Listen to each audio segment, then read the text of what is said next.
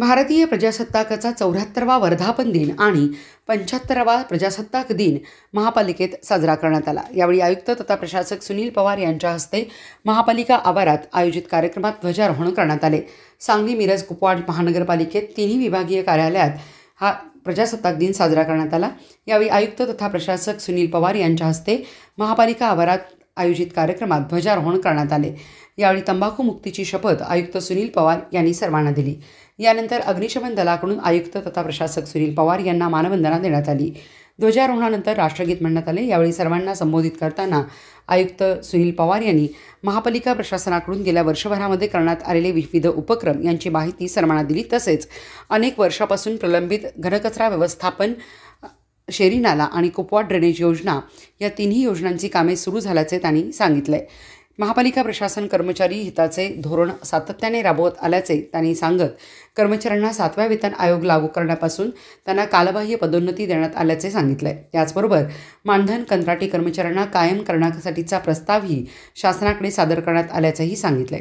उत्पन्न वाढ करण्यासाठी सर्वांनी प्रयत्न करणे आवश्यक आहे। त्यासाठी सर्वांनी एकजुटीने प्रामाणिकपणे प्रयत्न करण्याचे आवाहन देखील यावेळी त्यांनी केले।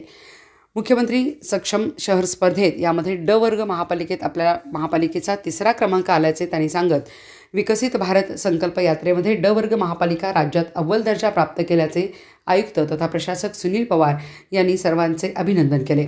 अतिरिक्त आयुक्त चंद्रकांत खोसे, संजीव ओहोळ, उपायुक्त राहुल रोकडे यांच्यासह अधिकारी कर्मचारी उपस्थित होते।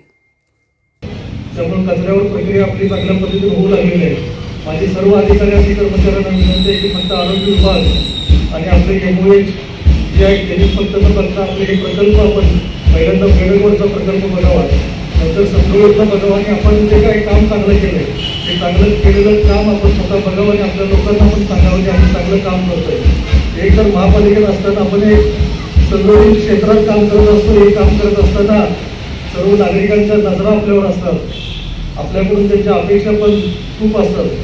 जर आपण कामच केलं नाही तर कोण लोक अपेक्षा ठेवणार नाहीत। आपण काम करायला सुरुवात केली तर लोकांच्या अपेक्षा वाढत जातात आणि त्या अपेक्षांची पूर्तता करण्यासाठी आपल्या सर्वांना एकजुटीनं प्रयत्न करायचे आहे।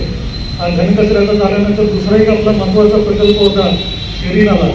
त्या शेरी नाल्याचं पाणी कृष्णा नदीमध्ये मिसळत असल्यामुळे बरेच दावे आपल्यावर झाले, हायकोर्टात गेले, एनजीटीमध्ये गेले।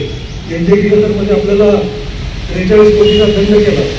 आपली ऐपत नसताना पण आपण कुठून ॲडमिट करून 43 कोटी आपण त्यामध्ये घनकचऱ्यासाठी भरले आणि या कृष्णा नदीचं जे पाणी मिसळले त्यासाठी आपल्याला तुमच्या माहितीसाठी मी सांगतोय की आपल्याला दिवसाला रोज 3,60,000 रुपये दंड आपल्याला बनवलेला आहे। त्यापैकी आपण थोडी रक्कम भरतोय।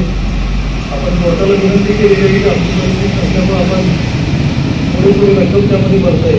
अशा पद्धतीने आपली जी परिस्थिती आहे की आपल्या सर्वांना माहीत व्हावी या दृष्टीने मी या ठिकाणी सांगतोय।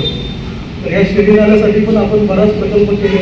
मागच्या वेळेला आपण NREP-मधून राष्ट्रीय नदी कृषी योजनामधून आपण शेरी नाल्याचं जे पाणी आहे ते इथून उचलून आपण कोल्हापूरला न्यायचो, कोल्हापूरमधून धुळगाव सिमेंट पॉईंटला न्यायचो।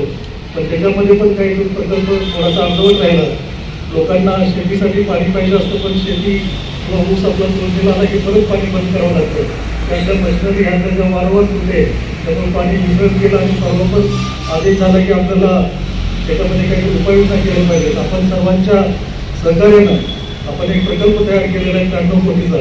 विधानसभेमध्ये पण हा लक्षवेधी उपस्थित झालेला हा प्रश्न महाराष्ट्राच्या विधानसभेत गाजला आणि त्यामध्ये मुख्यमंत्र्यांनी आपल्याला आश्वासन दिलेलं आहे की जर प्रोजेक्ट चालू केला तर आम्ही तुम्हाला निश्चित अनुदान देऊ।